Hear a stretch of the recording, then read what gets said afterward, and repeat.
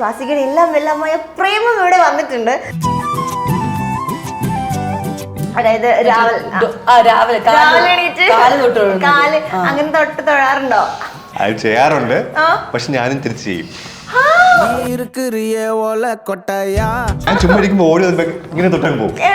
നീ എങ്ങോട്ട് പോകുന്ന ഞാൻ തിരിച്ച് പുറകെ പോയിട്ട് പിടിച്ചിട്ട് ഞാനും കാല് തൊട്ടു. സ്വാസികയാണ് എന്റെ പാർട്ട്ണർ എന്ന് തോന്നിയത്. ലൈക്ക് എന്താ ആ ഒരു അട്രാക്ട് ചെയ്ത ആ ഒരു സാധനം. നമുക്കൊരു മൈൻഡ് എടുത്തുണ്ടല്ലോ, വൈഫ് മെറ്റീരിയൽ അല്ലേ, നമ്മൾ കല്യാണം കഴിക്കേണ്ട ഒരാൾ ഇങ്ങനെ ആയിരിക്കണം എന്നൊരു സംഭവം ഉണ്ടാവും. പിന്നെ നോക്കി സംബന്ധിച്ചു എപ്പോഴും ഭയങ്കര കെയർ ആൻഡ് സ്നേഹം എപ്പോഴും ഉണ്ടായിരുന്നു. ആക്ടർ സ്വാസിക മാറ്റി നിർത്തിയിട്ട് വൈഫ് സ്വാസിക. പണ്ട് ഈ സിനിമ കാണുന്ന പോലെ ചായ എടുത്ത് തരുന്നു, കഴിക്കാൻ എടുത്തത്, കഴിക്കാൻ വിളമ്പി തരുന്നു, ആ പ്ലേറ്റ് എടുത്തോണ്ട് പോകുന്നു, ആ പ്ലേറ്റിൽ ഞാൻ കഴിച്ച പ്ലേറ്റിൽ ഭക്ഷണം കഴിക്കുന്നു. ഇതൊക്കെ അങ്ങനെ ആ കോൺസെപ്റ്റാണ് എപ്പോഴും. എല്ലാം കഴിച്ചിട്ട് ഞാൻ തന്നെ നമ്മളെ വീട്ടിൽ അങ്ങനെയാണ് എല്ലാവരും അവരുടെ പ്ലേറ്റ് കഴുകുക എന്ന സംഭവമാണ്. ഞാൻ കഴുകാൻ പോകുമ്പോൾ സമ്മതിക്കില്ല, എടുത്തോണ്ട് പോകും. ഇൻ കേസ് എല്ലാം കഴുകി കഴിഞ്ഞാൽ പിന്നെ ഭയങ്കര ദേഷ്യമാണ്.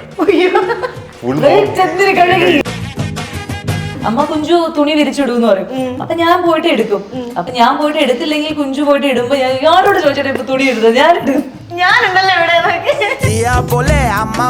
പല പ്രാവശ്യം ഷൂട്ട് ക്യാൻസൽ ചെയ്യാൻ നോക്കിയിട്ടുണ്ട്. അതായത് ഈ ഷൂട്ടിന് പോകണ്ട, എനിക്ക് പ്രേമനോട് കൂടെ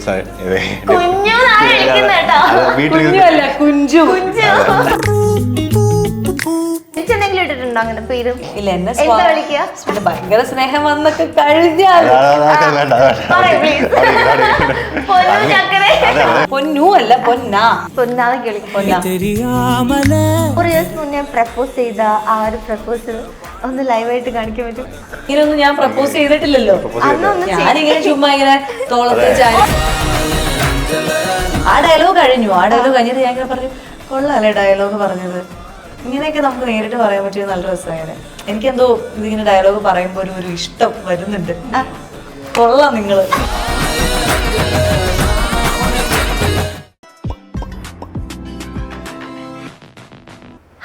എല്ലാവർക്കും വെറൈറ്റി മീഡിയയുടെ പുതിയൊരു ചർച്ചയിലേക്ക് സ്വാഗതം. ഞാൻ Mastani and this is our show Masti with Mastani. So ഇന്നത്തെ നമ്മുടെ ഗസ്റ്റിനെ കുറിച്ച് പറയുകയാണെങ്കിൽ നമ്മുടെയൊക്കെ ഫേവറേറ്റ് ആണ്.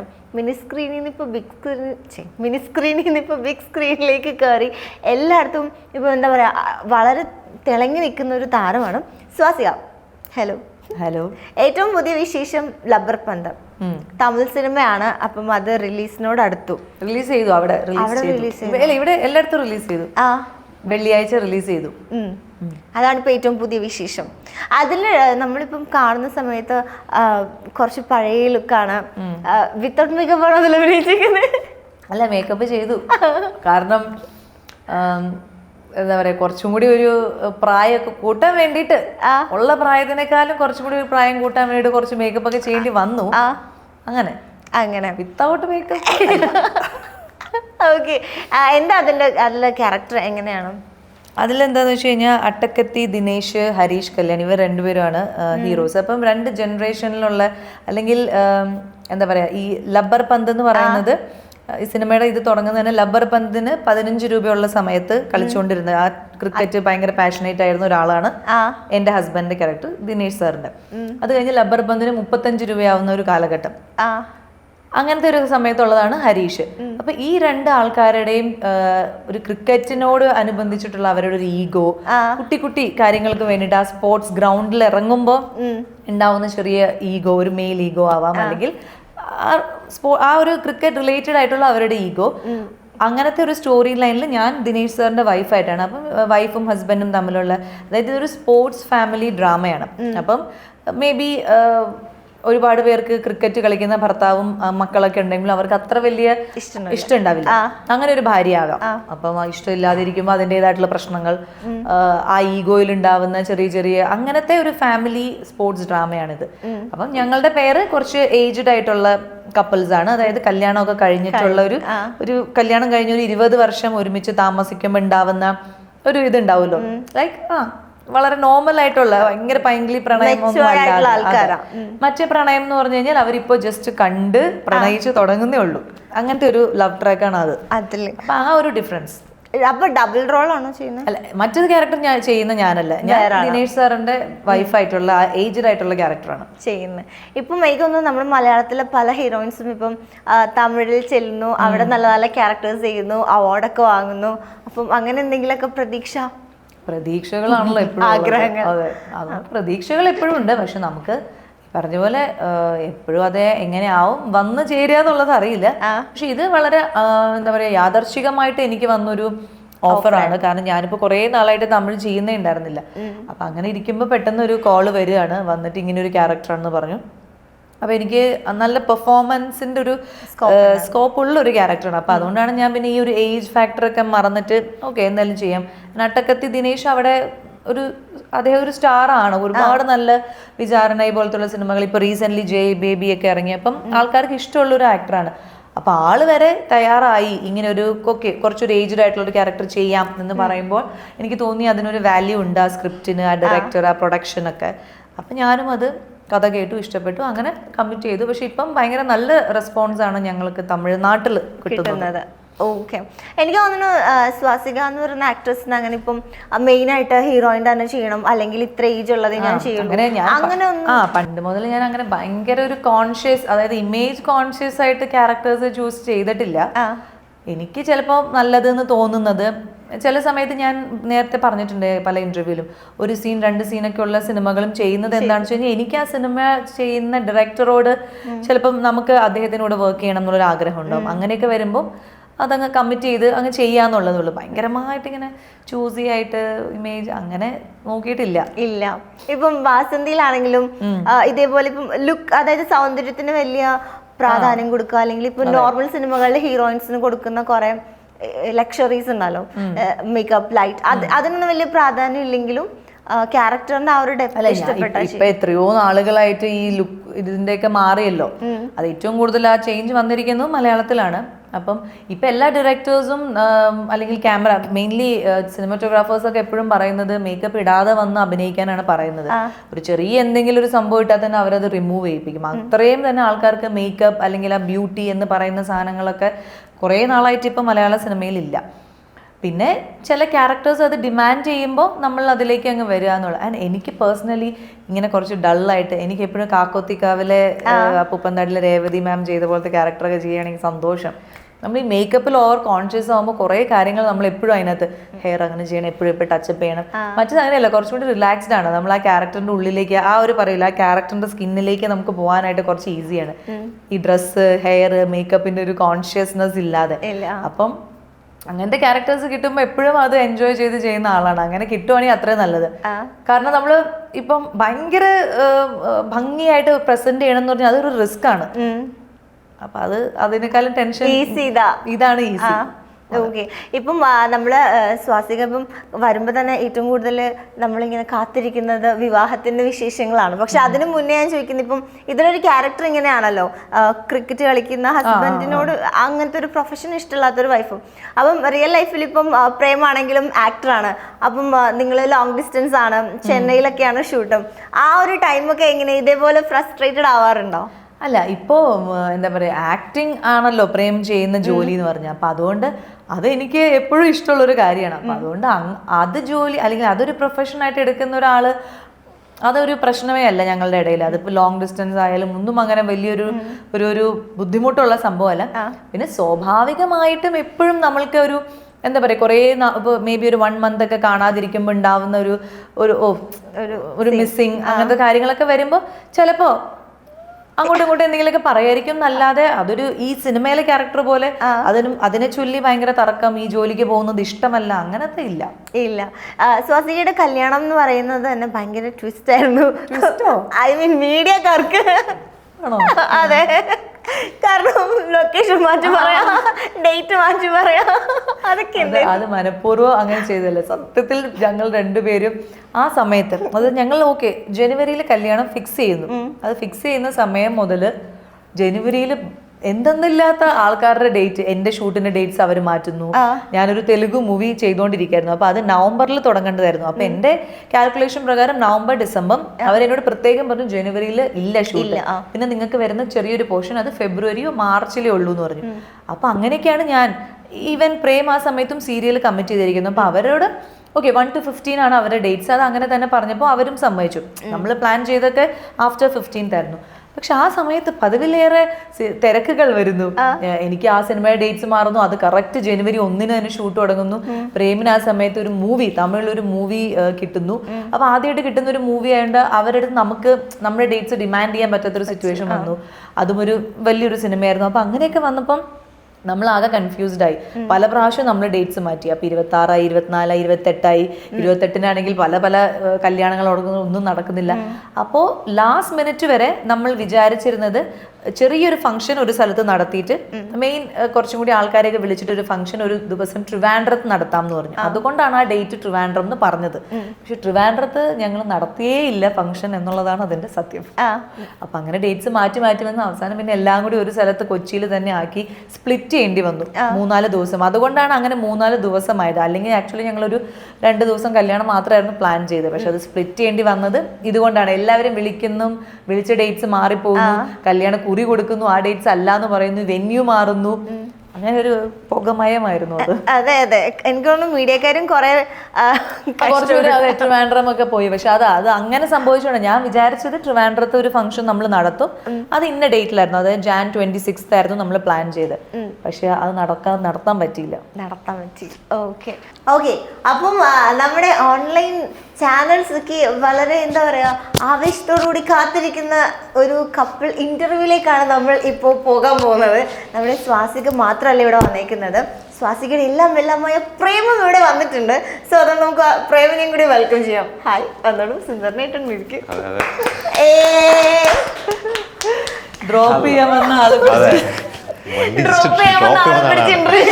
അപ്പോഴേ ഞാൻ പറഞ്ഞ പോലെ വണ്ടി കൂടി കയറ്റിയിട്ട് അപ്പോഴേ തിരിച്ചു വരുന്ന കുഴപ്പമില്ലായിരുന്നു. മറ്റേ പയ്യൻ വന്നോണ്ടാണ് കണ്ടത്.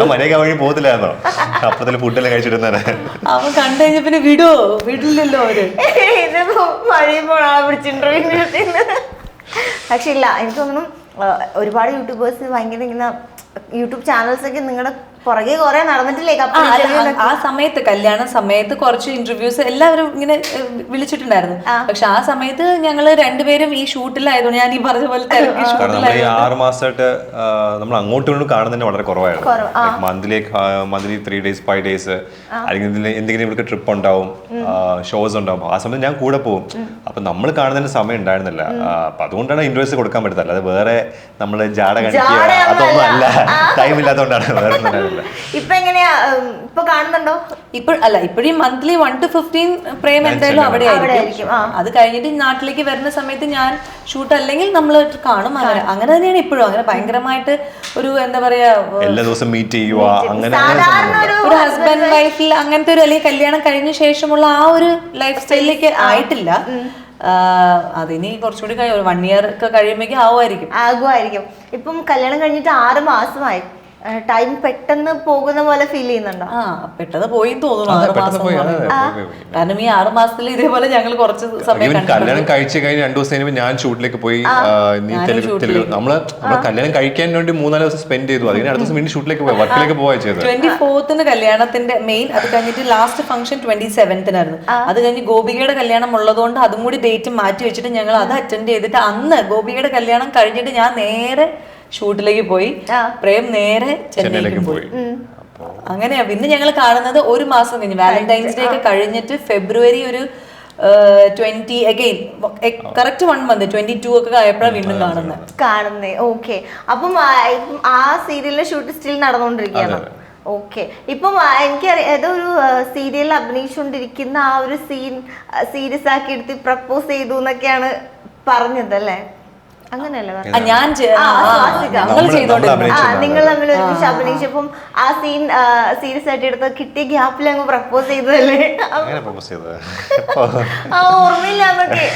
എന്തായിരുന്നു ആ സമയത്ത് റിയാക്ഷൻ? സീരിയലിന്റെ സ്ക്രിപ്റ്റ് ആണെന്ന് വിചാരിച്ചു. അതായത് ആ ഒരു ഡയലോഗിന്റെ ഇടയിൽ ഞാനിങ്ങനെ പറഞ്ഞല്ലോ കല്യാണം കഴിക്കാം, ഇതേപോലെ ആയിരുന്നെങ്കിൽ നല്ലതായിരുന്നു, കല്യാണം കഴിക്കാം.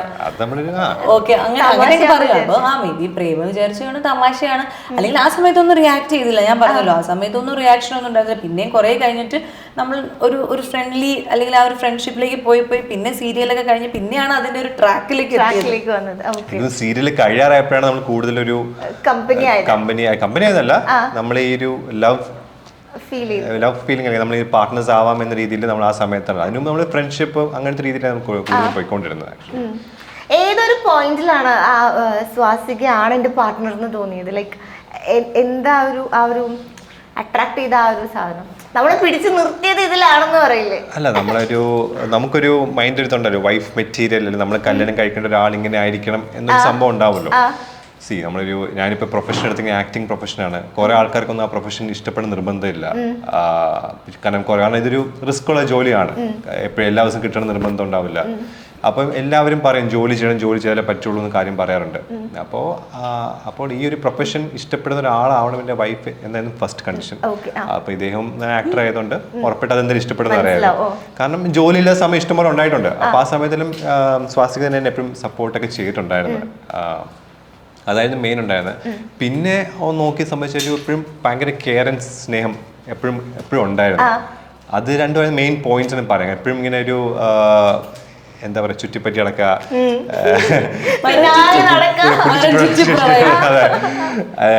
എന്തായി എപ്പോഴും ചോദിച്ചോണ്ടിരിക്കും, എന്താ സംഭവം എന്തായി, ഇങ്ങനെ എപ്പോഴും ചോദിച്ചോണ്ടിരിക്കും. അപ്പം അതൊക്കെ ഒരു എന്താ പറയാ, ഒരു ഭാര്യ ആകാനുള്ള ഒരു ക്വാളിറ്റീസ് എനിക്ക് എപ്പോഴും മനസ്സിലുണ്ടായിരുന്നു. അങ്ങനെയാണ് ഇഷ്ടപ്പെട്ടത്. നമ്മളങ്ങനെ തിരിച്ച് ഏത് മൊമെന്റിലാ തോന്നിയത് പ്രേമിന് കല്യാണം കഴിക്കാം? അങ്ങനെ ഒരു തോന്നൽ ഉണ്ടാവുന്നതിന് മുമ്പ് തന്നെ ഞാൻ പ്രപ്പോസ് ചെയ്തല്ലോ, ഒരു ഇഷ്ടം പറഞ്ഞല്ലോ. അത് കഴിഞ്ഞിട്ടാണ് പിന്നെയാണ് നമ്മൾ സംസാരിച്ച് കഴിഞ്ഞപ്പോഴാണ് ഓക്കെ, അതായത് ലൈഫ് പാർട്ട്ണർ ആവാൻ പറ്റണ, അല്ലെങ്കിൽ അതാണ് ഇങ്ങനത്തെ ഒരാൾ തന്നെയാണ് എനിക്ക് മെന്റലി വേണ്ടതെന്ന് മനസ്സിലാവുന്നത് പിന്നെ ആ സംസാരത്തിന്റെ ഇടയിലാണ്.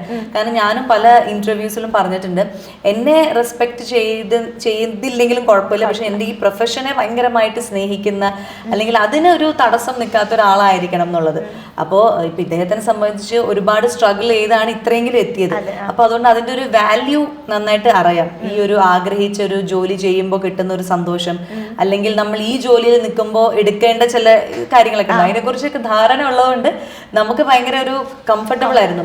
ഏത് വർക്ക് വന്നാലും അത് പോയി ചെയ്യൂ എന്ന് പറയാൻ ഉള്ള ഒരു, അല്ലെങ്കിൽ എന്തൊക്കെ കൈൻഡ് ഓഫ് ബുദ്ധിമുട്ടുകൾ വന്നാലും അത് വർക്കിനെ ബാധിക്കാതെ മാക്സിമം അതിൽ ഫോക്കസ് ചെയ്യൂ, കോൺസെൻട്രേറ്റ് ചെയ്യൂ എന്ന് എപ്പോഴും പറയുന്ന, എത്ര തിരക്കുണ്ടെങ്കിലും ഓക്കെ, ഇപ്പൊ എന്നെ കാണാൻ അതായത് പ്രേമിനെ കാണാൻ വന്നില്ലെങ്കിലും കുഴപ്പമില്ല, കിട്ടുന്ന വർക്ക്സ് എല്ലാം എടുക്കണം, ഈ സമയത്ത് കിട്ടുമ്പോഴാണ് എടുക്കാം, അങ്ങനെയൊക്കെ പറഞ്ഞ് എന്നെ കൂടുതലായിട്ടും അതിനെ സപ്പോർട്ട് ചെയ്യുന്ന ഒരാളായിരുന്നു. അപ്പൊ അത് എല്ലാവർക്കും അങ്ങനെ ഒരു കാര്യം കറക്റ്റായിട്ട് വന്നാൽ മാത്രമാണ് നമുക്ക് ഒരു ഫുള്ളി ഡെഡിക്കേറ്റഡ് ആയിട്ട് ഈ ഒരു പ്രൊഫഷനിൽ നിൽക്കാൻ പറ്റുള്ളൂ. അല്ലെങ്കിൽ പിന്നെ ഭയങ്കര പ്രശ്നങ്ങൾ വരും, ഈഗോ പ്രശ്നങ്ങൾ വരാം, ഈ പറഞ്ഞ പോലെ ടൈം സ്പെൻഡ് ചെയ്തില്ലെങ്കിൽ അതിന്റെ പ്രശ്നം വരാം. ഈവൻ ഞാൻ ഇടയ്ക്ക് പറയാറുണ്ട്, ഇപ്പൊ നോക്കിയാലും ഷൂട്ട് നമ്മളൊന്നും വേണ്ടെന്ന് ഞാൻ പറയാറുണ്ടെങ്കിൽ പോലും ഇന്നേ വരെ എൻ്റെ അടുത്ത് അങ്ങനത്തെ ഒരു തമാശക്ക് പോലും അങ്ങനെ പറഞ്ഞിട്ടില്ല. പല പ്രാവശ്യം ഷൂട്ട് ക്യാൻസൽ ചെയ്യാൻ നോക്കിയിട്ടുണ്ട്.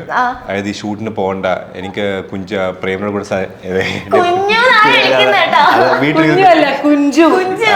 സോറി കൂടെ ടൈം സ്പെൻഡ് ചെയ്യണം എന്നിട്ട് പറയുമ്പോൾ ഞാൻ പറയും വേണ്ട, ആ വർക്ക് എടുത്തിട്ട് വന്നാൽ മതി, ആ വർക്ക് കഴിഞ്ഞിട്ട് വന്നാൽ മതി.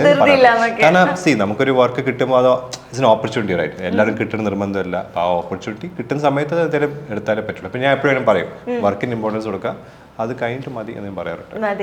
കുഞ്ചുന്നാണ് പ്രേമിനെ വിളിക്കുന്നത്. ഞാൻ വിളിക്കുന്ന എന്നല്ല, അമ്മയും അച്ഛേട്ടനും അച്ഛനും എല്ലാവരും, ഈവൻ ക്ലോസ് ആയിട്ടുള്ള ഫ്രണ്ട്സും ഫാമിലി എല്ലാവരും അങ്ങനെ വിളിക്കുന്നത്. അതുകൊണ്ട് അങ്ങനെ ഞാൻ വിളിച്ചതാണ്, അല്ലാണ്ട് പെറ്റ് നെയിം ആയിട്ട് ഇട്ടതല്ല, ഞാനായിട്ട് ഇട്ടതല്ല. തിരിച്ചെന്തെങ്കിലും ഇട്ടിട്ടുണ്ടോ അങ്ങനെ പേര്? ഇല്ല, എന്നെ സ്വാസിക എന്ന് തന്നെയാണ് എല്ലാവരും മുമ്പിലുള്ളപ്പോ വിളിക്കുക, അല്ലെങ്കിൽ ഡാ എന്നൊക്കെയാണ് വിളിക്കുക. പിന്നെ ഭയങ്കര സ്നേഹം വന്നൊക്കെ കഴിഞ്ഞാൽ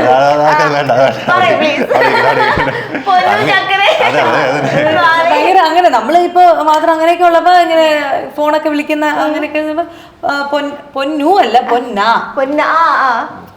ഇല്ല പൊന്ന. ഓക്കെ, നമ്മള് സ്വാസികയുടെ ഒരു ഇന്റർവ്യൂ ഭയങ്കര വൈറലായിട്ടുണ്ടായിരുന്നു, മാരേജിന് മുന്നേ തോന്നുന്നു. കോൺസെപ്റ്റ് പറയുന്നത് അതായത് രാവിലെ കാല് അങ്ങനെ തൊട്ട് തൊഴാറുണ്ടോ? ഞാനല്ലല്ലോ പറയേണ്ടത്, ഇനി എന്റെ പറച്ചില് കഴിഞ്ഞു. അത് ചെയ്യാറുണ്ട്, പക്ഷെ ഞാനും തിരിച്ചു ചെയ്യും. ഞാൻ പറയും ചെയ്യുന്നത്. ഞാൻ പറയും ഓക്കെ നീ തൊട്ടാ കുഴപ്പമില്ല, പക്ഷെ ഞാൻ എനിക്ക് ഇഷ്ടമല്ല, ഞാൻ പറയും നീ ചെയ്യുന്നത് കൊള്ളാം, ഞാനും ചെയ്യുന്നു പറയും. ഞാൻ നോക്കിയിരിക്കും. ഞങ്ങൾ ഇവിടെ ചെയ്യും, ഇവിടെ ഞാൻ ചുമ്മാ ഇരിക്കുമ്പോൾ ഓടി വന്നപ്പോ ഇങ്ങനെ തൊട്ടങ്ങ് പോകും. നീ എങ്ങോട്ട് പോകുന്ന ഞാൻ തിരിച്ച് പുറകെ പോയിട്ട് പിടിച്ചിട്ട് ഞാനും കാല് തൊട്ട് പോകും. അതായത് ഇപ്പൊ എന്തെങ്കിലും ഇപ്പൊ ഷൂട്ടിനൊക്കെ പോകുമ്പോൾ പുതിയ സിനിമ ഇറങ്ങുന്നതിന് പുതിയ ആഡ് ഷൂട്ടിന് പോകുമ്പോൾ അങ്ങനത്തെ ദിവസങ്ങളായിരിക്കും കൂടുതൽ ചെയ്യുന്നത് അങ്ങനത്തെ സംഭവങ്ങൾ. അപ്പം ഇങ്ങനെ വന്ന് ഓടി വന്ന് തൊടും. ഞാൻ പറഞ്ഞില്ല നടക്കത്തില്ല, ഞാനും കൂടെ ചെയ്ത് ഓടി എന്തായാലും അങ്ങനെ ചില ദിവസം ഇതിപ്പോ ഞാൻ പറയാം എന്തെങ്കിലും ഒരു പ്രത്യേക ദിവസങ്ങളിൽ പോകുമ്പോൾ ഉള്ളതാണെങ്കിൽ അറിയുള്ളൂ. അതല്ലാതെ ഇപ്പൊ ഞങ്ങൾ ഡെയിലി നോർമലി ഉള്ള ഇതാണെങ്കിൽ ഞാൻ ആ ഇന്റർവ്യൂവിൽ ഞാൻ അങ്ങനെ പറഞ്ഞിട്ടുണ്ട്, നിങ്ങൾ വിചാരിക്കുന്ന പോലെ ആളെ എപ്പോഴും കാല് നീട്ടി അങ്ങനത്തെ ഒരു ഇതല്ല. അത് എന്റെ ഒരു വിശ്വാസം അല്ലെങ്കിൽ എന്റെ ഒരു ഇഷ്ടമായതുകൊണ്ട് ഞാനത് ആരും അറിയാണ്ട് ചെയ്യും. ഇപ്പൊ ഞാൻ എത്രയോ പ്രാവശ്യം ഉറങ്ങിക്കിടക്കുമ്പോൾ നമ്മള് രാവിലെ എഴുന്നേക്കുന്നു, നമ്മള് അത് ചെയ്യുന്നു, അങ്ങ് എണീക്കുന്നു, അത് അറിയുന്നില്ല. അതുകൊണ്ട് ആ സമയത്ത് അറിഞ്ഞുകൊണ്ട് ചെയ്യുമ്പോൾ അപ്പൊ തന്നെ തിരിച്ച് ചെയ്യും എന്നുള്ളതാണ് അതിന്റെ ഒരു.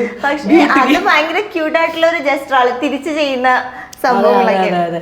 അത് ഈവൻ എന്റെ അടുത്ത് ഞാൻ ഇങ്ങനെ പറയുമ്പോ അന്നേ മുതൽ പറയുമായിരുന്നു, അങ്ങനെ ചെയ്തു കഴിഞ്ഞാൽ ഞാൻ എന്തായാലും ചെയ്യൂട്ടോ എന്ന് പറഞ്ഞപ്പോ ഞാൻ വിചാരിച്ചു ഉമ്മ പറയുന്നതായിരിക്കും, ഇതൊക്കെ എപ്പോഴും ചെയ്യുമോ എന്നുള്ളത് വിചാരിച്ചു.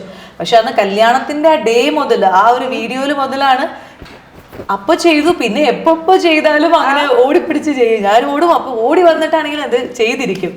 അങ്ങനെ എനിക്ക് തോന്നുന്നു ആ വീഡിയോയുടെ താഴെ കുറെ കമന്റ്സ് കണ്ട്, അതായത് ചുമ്മാ തള്ളുകയാണ് അല്ലെങ്കിൽ ചുമ്മാ പറയാണെന്നൊക്കെ. പക്ഷെ അങ്ങനെ നെഗറ്റീവ് കമന്റ്സ് ഇട്ട ആൾക്കാരോടാണ് ചെയ്യുന്നുണ്ടതേ സാക്ഷി നമ്മള് ചുമ്മാ പറഞ്ഞല്ലാന്ന് തെളിയിച്ചിട്ടുണ്ട്.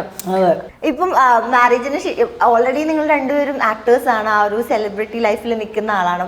അപ്പൊ ആസ് എ വൈഫ് ഒരു normal day in my life ചോദിച്ചു കഴിഞ്ഞാൽ എങ്ങനെയായിരിക്കും ഒരു സാധാരണ ഒരു വൈഫ്, അതായത് ആക്ടർ സ്വാസിക മാറ്റി നിർത്തിയിട്ട് വൈഫ് സ്വാസിക രാവിലെ എനിക്ക് ചായക്ക് ഉണ്ടാക്കി തന്ന? അല്ല അത് ഭയങ്കര നിർബന്ധമാണ്, അത് അങ്ങനെ ആവണം എന്ന്.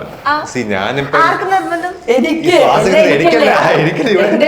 കോൺസെപ്റ്റ് ഇപ്പോഴും ആ ഒരു ഭാര്യ എന്നൊരു സംഭവം പണ്ട് സിനിമ കാണുന്ന പോലെ ചായ എടുത്ത് തരുന്നു, കഴിക്കാൻ എടുത്തതും കഴിക്കാൻ വിളമ്പി തരുന്നു, ആ പ്ലേറ്റ് എടുത്തോണ്ട് പോകുന്നു, ആ പ്ലേറ്റിൽ ഞാൻ കഴിച്ച പ്ലേറ്റ് ഭക്ഷണം കഴിക്കുന്നു. ഇതൊക്കെ അങ്ങനെ ആ കോൺസെപ്റ്റാണ് എപ്പോഴും. അപ്പൊ രാവിലെ ഞാൻ രാവിലെ കഴിയുമ്പോഴത്തേക്ക് ഞാൻ യൂഷ്വലി ചെയ്യുന്ന വെച്ചാൽ വീട്ടിൽ റൂമിൽ ആ കിച്ചണിൽ പോയിട്ട് ഒരു കാപ്പി കുടിക്കുക, അവിടെ പതിവാണതൊക്കെ.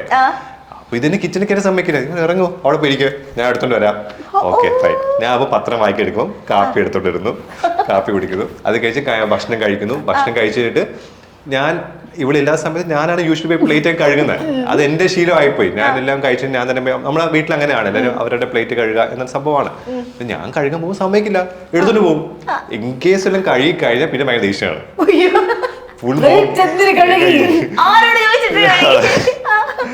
അതിനാണ് ഞങ്ങൾ വഴക്കുണ്ടാക്കണേ. ആരോട് ചോദിച്ചിട്ട് പ്ലേറ്റ് കഴുകി, ആരോട് ചോദിച്ചിട്ട് തുണി വിരിച്ചു. അതായത് ഇവിടുത്തെ അമ്മ 2 ആൺമക്കളാണല്ലോ, അപ്പം മേ ബി അമ്മ കുഞ്ഞിലേ മുതൽ അത് അങ്ങനെയാണ് ട്രെയിൻ ചെയ്തിരുന്നത്. അവരോട് കഴിച്ച് പ്ലേറ്റ് കഴുകുക, തുണികൾ നനച്ച അമ്മ തരുന്നു, 2 ആൺമക്കളും അത് പോയിട്ട് വിരിച്ചിടുക, എല്ലാം അവർ തന്നെയാണ്, എല്ലാം അവർ തന്നെയാണ് ചെയ്യുന്നത്. അപ്പൊ അമ്മ ആസ് യൂഷ്വൽ തുണി കഴുകിയിട്ട് എന്നോട് പറയില്ല, അമ്മ കുഞ്ചു തുണി വിരിച്ചിടൂന്ന് പറയും. അപ്പൊ ഞാൻ പോയിട്ട് എടുക്കും. അപ്പൊ ഞാൻ പോയിട്ട് എടുത്തില്ലെങ്കിൽ കുഞ്ചു പോയിട്ട് ഇടുമ്പോ ഞാൻ ഇയാളോട് ചോദിച്ചിട്ട് ഇപ്പൊ തുണി ഇടുന്നത് ഞാൻ ഇടും, ഞാനുണ്ടല്ലോ ഇവിടെ. അപ്പൊ അതിനാണ് ഞങ്ങള് വഴക്കൂടുന്നത്, എന്തിന് ഈ പണി എടുക്കാൻ വേണ്ടി, അതുപോലെ പാത്രം കഴുകുക അങ്ങനത്തെ സാധനങ്ങളൊക്കെ. പക്ഷെ ഇവരെ പഠിപ്പിച്ച രീതി, ഇവരുടെ ഒരു സിസ്റ്റം അങ്ങനെയാണ് പോയിക്കൊണ്ടിരുന്നത്. ഞാനിപ്പോ അതായത് കുഞ്ചു കഴിച്ച പ്ലേറ്റ് മാത്രം എടുക്കുക അങ്ങനെയല്ല കേട്ടോ. ചേട്ടൻ അവിടെ ഇതുപോലെ തന്നെ ടിവിയുടെ മുമ്പിൽ നിന്ന് കഴിക്കുമ്പോൾ അതും ഞാൻ എടുക്കും. ബിക്കോസ് എന്റെ വീട്ടില് ഞങ്ങൾ ജോയിന്റ് ഫാമിലിയാണ്. അപ്പോ ഞങ്ങള് എല്ലാവരും എപ്പോഴും എന്ന് വെച്ചാൽ പണികൾ എടുക്കുക എന്നുള്ളതല്ല, എല്ലാ പണി എടുക്കാൻ എനിക്ക് താല്പര്യമില്ല, അങ്ങനെ ഭയങ്കര പണികൾ ചെയ്യുന്ന ആളല്ല. പക്ഷെ ചില കാര്യങ്ങളാണ് എന്റെ വീട്ടിലുള്ള ഒരു സിസ്റ്റം അങ്ങനെ ആയതുകൊണ്ട് എനിക്ക് ഇഷ്ടമാണ്. അതായത് വിളമ്പി കൊടുക്കുക, പ്ലേറ്റ് അവർ കഴിച്ച പ്ലേറ്റ് എടുത്തിട്ട് പോയിട്ട് അത് വാഷ് ചെയ്യുക, അല്ലെങ്കിൽ വിളമ്പി കൊടുത്തിട്ട് അവിടെ തന്നെ നിന്ന് അത് അവര് പിന്നെയും സെർവ് ചെയ്യാൻ, അങ്ങനത്തെ കാര്യങ്ങളൊക്കെ. അതൊക്കെ നമ്മളുടെ വീട്ടിലുള്ള ഇതായതുകൊണ്ട് അതൊരു ഇഷ്ടം, അതങ്ങനെ മനസ്സിൽ വന്ന ഒരു ഇഷ്ടമാണ്. അല്ലാണ്ട് ഭയങ്കരമായിട്ട് ഇപ്പൊ എല്ലാ പണിയും എന്നോട് ചെയ്യാൻ പറഞ്ഞാൽ എനിക്ക് താല്പര്യമില്ല, അടിച്ചു വരാനൊന്നും വലിയ താല്പര്യമില്ല. പക്ഷെ പാത്രം കഴുകുക, ഈ പറഞ്ഞ പോലെ ഫുഡിന്റെ കാര്യങ്ങള്, ഈ വിളമ്പി കൊടുക്കുക, വാരി കൊടുക്കുക, അതൊക്കെയാണ് എനിക്കിഷ്ടം. അപ്പൊ അത് ചെയ്യാൻ അനുവദിക്കുന്നതിൽ തെറ്റൊന്നുമില്ലല്ലോ. അതെ, കാരണം ഇന്നത്തെ കാലത്ത് ഇങ്ങനെയൊക്കെ ഉള്ളത് കിട്ടൂലോ, വളരെ റയറാ.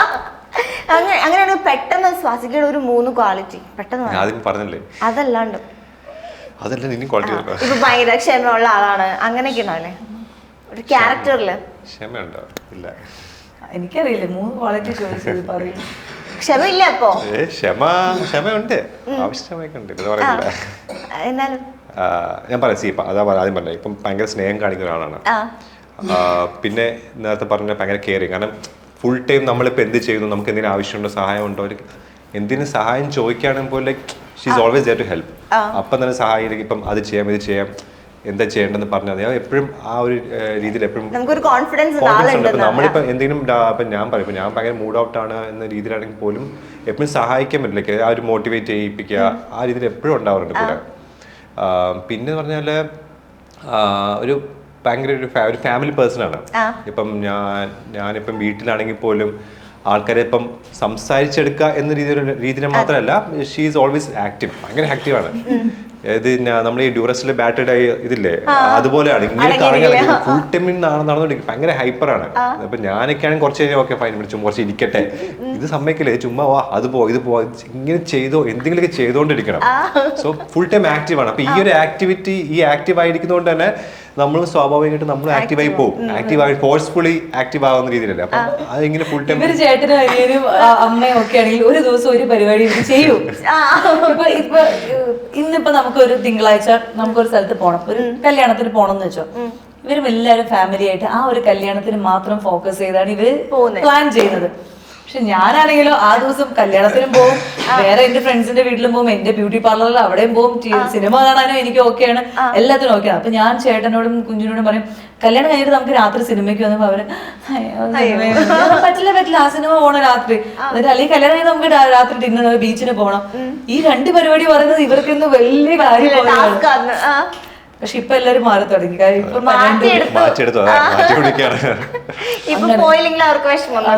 ഇനിയിപ്പോ അമ്മേനെ കൂടി അങ്ങനെ മാറ്റിയെടുത്ത് കഴിഞ്ഞാൽ സെറ്റ്. അമ്മയ്ക്ക് ഒരു ദിവസം ഒരു പരിപാടി മാത്രമേ പറ്റുള്ളൂ. പക്ഷെ എന്റെ അമ്മ അങ്ങനെയല്ല, എന്റെ കൂടെ നടന്ന് ഒരു ദിവസം 10 പരിപാടി ആണെങ്കിൽ ആള് വരും. തിരിച്ചെന്തായിരിക്കും പ്രേമിന്റെ ആ ഒരു 3 ക്വാളിറ്റീസ്? തിരിച്ചുള്ള ക്വാളിറ്റിയിൽ ഏറ്റവും പ്രധാനമായിട്ട് എനിക്ക് ആദ്യത്തെ കണ്ട സമയം മുതൽ ഇന്ന് വരെ തോന്നിയിട്ടുള്ളതെന്ന് പറഞ്ഞാൽ ഭയങ്കര ക്ഷമയാണ്. ക്ഷമയുടെ നമ്മൾ പറയില്ല നെല്ലിപ്പലക കണ്ടു കഴിയുമ്പോഴാണ് ദേഷ്യം വരുള്ളൂ. പക്ഷെ അങ്ങനെ പൊതുവെ അങ്ങനെ ഒരു ദേഷ്യപ്പെടുന്ന ഒരു നേച്ചർ ഇല്ല. എന്ത് കാര്യം പറഞ്ഞാലും ദേഷ്യപ്പെടാതെ ക്ഷമയോടെ അത് ഹാൻഡിൽ ചെയ്യുന്ന ഒരാളാണ്. പിന്നെ നല്ലൊരു ലിസണറാണ്.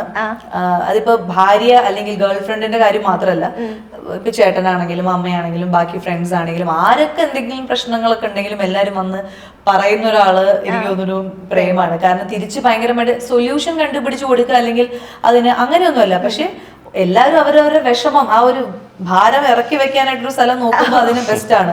എല്ലാം ഇങ്ങനെ കേട്ടോണ്ടിരുന്നിട്ട് അതെ. അപ്പൊ അതൊരു നല്ല ക്വാളിറ്റിയാണ്. പിന്നെ മൂന്നാമത്തെ ഒരു ക്വാളിറ്റി എന്ന് പറഞ്ഞു കഴിഞ്ഞാൽ ഈ പറഞ്ഞ പോലെ ഒരു ഇപ്പൊ ഞാൻ എൻ്റെ ഒരു നേരത്തെ പറഞ്ഞ കോൺസെപ്റ്റിന്റെ ഭാഗമായിട്ടുള്ള എൻ്റെ ഇതാണ്. എനിക്ക് അങ്ങനെ ഭയങ്കരമായിട്ടുള്ള ഒരു ഫ്രീഡം അതായത് ഫ്രീഡം ഇപ്പൊ എല്ലാരും പറയും ആർക്കും ഫ്രീഡം കൊടുക്കേണ്ട ആവശ്യമില്ല എന്നൊക്കെ പറയുമെങ്കിലും അതൊക്കെ ഉണ്ടെങ്കിലും ചില സമയത്ത് നമുക്ക് അങ്ങനെയാണല്ലോ, ചില കാര്യങ്ങൾ ചെയ്യുന്ന സമയത്ത് ചിലപ്പോ എന്തെങ്കിലും ഒരു റെസ്ട്രിക്ഷൻ വരാം. അപ്പൊ എനിക്ക് അങ്ങനെ ഒരു റെസ്ട്രിക്ഷൻ ആൾക്കാർ എന്റെ ജീവിതത്തിൽ വെക്കുന്നത് ഓക്കെയാണ്. അങ്ങോട്ട് ഇന്നിപ്പോ അങ്ങോട്ട് പോവരുത്, തിങ്കളാഴ്ച ഇന്ന് അവിടെ പോവരുത് എന്ന് പറഞ്ഞു കഴിഞ്ഞാൽ അത് ഓക്കെയാണ്, ഓക്കെ പോവരുത്. അല്ലെങ്കിൽ ഇപ്പൊ ഇത് വേണ്ട എന്ന് പറയുന്നത് ഓക്കെയാണ് എനിക്ക് എന്റെ ലൈഫിൽ. പക്ഷെ എന്താ പറയാ, പ്രേമിന്റെ ഒരു സ്വഭാവം എന്ന് പറഞ്ഞു കഴിഞ്ഞാൽ എല്ലാവർക്കും എല്ലാത്തിനും ഉള്ള ഒരു സ്പേസ് കൊടുക്കുന്ന ഒരു അറ്റ്മോസ്ഫിയർ ഉണ്ടാക്കിയെടുക്കും. അപ്പൊ നമുക്കൊരു പ്രത്യേകിച്ച് ഒരു വലിയൊരു പ്രശ്നമില്ല. അല്ലെങ്കിൽ വേറൊരു ഇപ്പൊ നിങ്ങൾ ചോദിച്ച പോലെ ഭാര്യ ആയതിനു ശേഷം എന്താണ് മാറ്റം, അങ്ങനെ ഒരു മാറ്റത്തിന്റെ ഒന്നും ആവശ്യം ഇല്ല. കാരണം ഞാൻ എങ്ങനെയാണോ ഇപ്പം എന്റെ വർക്കും കാര്യങ്ങളൊക്കെ എങ്ങനെയാണോ അത് അങ്ങനെ തന്നെ പോകുന്നു. ഒരു കാര്യത്തിലും അതെന്താണ് അങ്ങനെ അന്ന് അത് വേണ്ട അങ്ങനെ ഒന്നും പറയുന്നില്ല. അപ്പൊ ഞാൻ ആദ്യം വിചാരിച്ചത് അങ്ങനെ പറഞ്ഞാലും എനിക്ക് കുഴപ്പമില്ല എന്നുള്ള, പക്ഷെ അങ്ങനെ പറയുന്നേ ഇല്ലാത്തപ്പോഴും അതിപ്പോ വേറെ ഒരു ലൈഫ് സ്റ്റൈലായി എനിക്ക്. അപ്പം അത് നല്ലൊരു കാര്യമാണ്. പറയാത്തതല്ലാണ്. ഇനി പറഞ്ഞു കഴിഞ്ഞാൽ എങ്ങനെയായിരുന്നു അറിയില്ല. ഞാൻ പറഞ്ഞത് എനിക്ക് പറഞ്ഞു കഴിഞ്ഞാലും കുഴപ്പമില്ല, എനിക്ക് ആ ഫേസും അഡ്ജസ്റ്റ് ചെയ്യാൻ പറ്റും എന്നാ ഞാൻ പറഞ്ഞത്. പക്ഷെ ഇപ്പൊ പറയാത്ത ഒരാളാവുമ്പോ നമ്മള് ശരി പിന്നെ നമ്മളെ ഇഷ്ടത്തിന് പോകുന്നു. ശരി. ഇപ്പൊ കുക്ക് ചെയ്യാൻ ഇഷ്ടമാണ് അല്ലെങ്കിൽ അങ്ങനെയുള്ള കാര്യങ്ങളൊക്കെ ഇഷ്ടമാന്ന് പറഞ്ഞല്ലോ. എനിക്ക്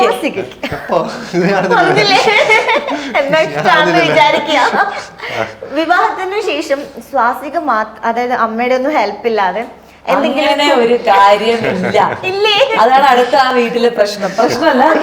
ബിക്കോസ് ഞാൻ പറഞ്ഞത് ഞാൻ ഭയങ്കര ബ്ലെസ്ഡ് ആണ് ആക്ച്വലി. ഇതിപ്പോ നേരത്തെ പോലെ എല്ലാത്തിനും യെസ് പറയുന്ന ഒരു ഭർത്താവ്. ഇപ്പം എന്റെ വീട്ടിൽ ഞാൻ നേരത്തെ പറഞ്ഞ ജോയിന്റ് ഫാമിലി ആയതുകൊണ്ട് ഒരു പണിയും എടുക്കേണ്ട ഒരു ആവശ്യം എനിക്ക് വന്നിട്ടില്ല. ഇവിടുത്തെ അമ്മയാണെങ്കിലും അതുപോലെ തന്നെ. അമ്മ എന്ന് പറഞ്ഞു കഴിഞ്ഞാൽ രാവിലെ എണീറ്റ് കഴിഞ്ഞാൽ ഈ 2 മക്കൾ, ഭർത്താവ്, അതായത് അമ്മയുടെ ഭർത്താവ്,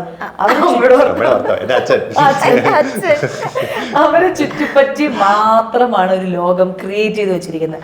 അപ്പം മെയിൻ ഇഷ്ടം, ആ അമ്മയുടെ ഇഷ്ടം എന്ന് പറഞ്ഞാൽ രാവിലെ എണീക്കുക, കുഞ്ചു എന്ത് കഴിക്കും, ചിങ്കു എന്ത് കഴിക്കും, ബാച്ചൻ എന്ത് കഴിക്കും, അവരിത് കഴിച്ചു കഴിഞ്ഞാൽ അടുത്തത് എന്ത് കഴിക്കും, പിന്നെ രാത്രി എന്ത് കഴിക്കും, ഈ കഴിക്കുന്നതിന്റെ ലിസ്റ്റുകളുടെ തോട്ട് പ്രോസസ് മാത്രമേ ഉള്ളൂ. അപ്പോ അമ്മയ്ക്ക് വളരെ നിർബന്ധമാണ് ആ ഇത്രയും നാളും ഇവർ കഴിച്ചു വന്ന സ്വാദിഷ്ടമായ ഭക്ഷണം അങ്ങനെ തന്നെ ഇവർക്ക് കൊടുക്കണം എന്നുള്ളത്. അതിന്റെ ഇടയിലേക്ക് ഞാൻ വന്നിട്ട് അത് ഇതൊന്നും ചെയ്യും. കൂടെ നിൽക്കുന്നത് ഇഷ്ടമാണ്. അപ്പൊ ഞാൻ ഇങ്ങനെ കൂടെ നിന്ന് എന്തെങ്കിലുമൊക്കെ ഉള്ളി അരിയ, അത് തേങ്ങ ചേരുക, അങ്ങനെ ഇങ്ങനെ കഥ പറയാം, നന്നായി സംസാരിക്കുന്ന ആളാണ് അമ്മ. അപ്പൊ അമ്മ ഓരോ കഥകൾ പറയാം, അത് കേട്ട് നിൽക്കുക, ചുമ്മാ ഇടയ്ക്ക് എന്തെങ്കിലും ഇളക്കി കൊടുക്കുക, അത്രേ ഉള്ളൂ. അല്ലാതെ ഒരു ഡിഷ് ഉണ്ടാക്കാനായിട്ടുള്ള ഒരു അനുവാദം അല്ലെങ്കിൽ അതിനുള്ളൊരു സ്പേസ് ഇല്ല. കാരണം അമ്മയ്ക്ക് എപ്പോഴും നിർബന്ധങ്ങൾ, ഈ മക്കൾ ഇങ്ങനെയാണ് കഴിക്കുന്നത്, അവർക്ക് ഇതാണ് ഇഷ്ടം, അച്ഛൻ ഇതാണ് ഇഷ്ടം. ആ ഇഷ്ടങ്ങളിലൂടെ തന്നെയാണ് രാവിലത്തെ ബ്രേക്ക്ഫാസ്റ്റ്, ഉച്ചത്തെ ലഞ്ച്, ഡിന്നർ എല്ലാം പോകുന്നത്. അപ്പം ആ അടുക്കള എന്ന് പറയുന്നതാണ് ആ അമ്മയുടെ ഒരു ലോകം. അപ്പൊ അതിലേക്ക് നമ്മൾ ഒരാള് കൈ കടത്തുന്നത് ഇപ്പൊ കുഞ്ചുവിന് അത്യാവശ്യം കുക്ക് ചെയ്യാൻ ഇഷ്ടമാണ്. പക്ഷെ കുഞ്ചുവിനെ അടുക്കള കേറ്റില്ല, സമ്മതിക്കില്ല, ആരെയും കേറ്റില്ല. അടുക്കള എന്ന് പറഞ്ഞാൽ അത് അവരുടെ ലോകമാണ്. അപ്പൊ അതുകൊണ്ട് ഞാൻ രാവിലെ 7:30 ആകുമ്പോ എണീറ്റ് അടുക്കള പോയി തൂണച്ചാരി നിൽക്കും. എന്തെങ്കിലും ഇളക്കാൻ പറയുമ്പോ ഇളക്കും, എടുക്കാൻ പറയും, അറിയാൻ പറയും, അത്രേ ഉള്ളൂ. സ്വന്തമായിട്ട് ഞാൻ അങ്ങനെ ഒന്നും.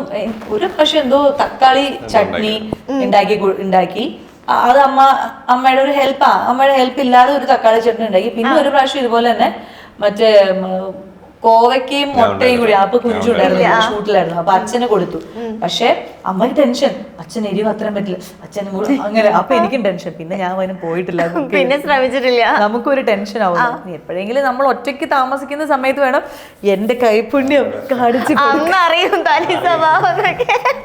ഈ പ്രപ്പോസ് ചെയ്തിട്ട് കല്യാണത്തിലേക്ക് എത്ര ദൂരം ഉണ്ടായിരുന്നു? 4 years അല്ലേ? 4 years ഡേറ്റ് ചെയ്തു. 4 years ഡേറ്റ് ചെയ്തു. ഇപ്പൊ 6 month ആയി കല്യാണം കഴിഞ്ഞിട്ട്. ആ 4 years മുന്നേ പ്രപ്പോസ് ചെയ്ത ആ ഒരു പ്രപ്പോസൽ ഒന്ന് ലൈവായിട്ട് കാണിക്കാൻ പറ്റും? അത് ഞാൻ ഡയലോഗ് ആയിരുന്നില്ല, അതിപ്പോ ഓർമ്മയില്ല.